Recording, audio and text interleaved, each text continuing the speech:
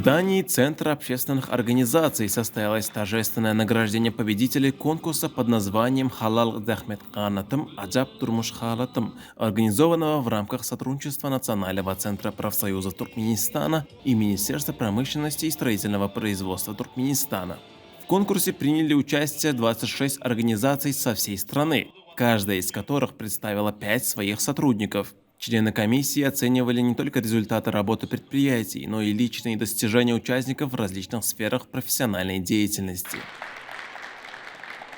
Целью этого конкурса является дальнейшее вдохновление и мотивация в дальнейшем росте вклада в нашу промышленность, также в строительную индустрию. Как известно, развитие стройиндустрии выступает важнейшим приоритетом государственного развития. По итогам конкурса среди предприятий Министерства промышленности и строительного производства Туркменистана победителем стала цементная фабрика «Лебаб», продемонстрировавшая выдающиеся результаты в производственной деятельности и социально-экономическом развитии региона.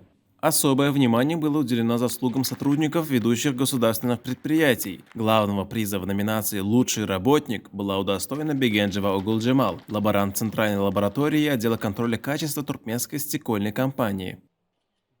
Bayraklı ornamentik olmak mağada müyesser etdi. Begencimin öğrençägi yok. Yurdumuzda halal we ähmet çekmäge, öwrenmäge ähli mümkinçilikler döredilen. Şu pursatdan peýdalanyp Türkmen halkynyň milli lider gahrman arkadagy gahrman serdarymyza köp sag bolsun aýtýaryn. Это событие стало важным этапом в признании трудовых достижений и профессионализма работников различных отраслей, вдохновляя их на новые успехи и трудовые свершения.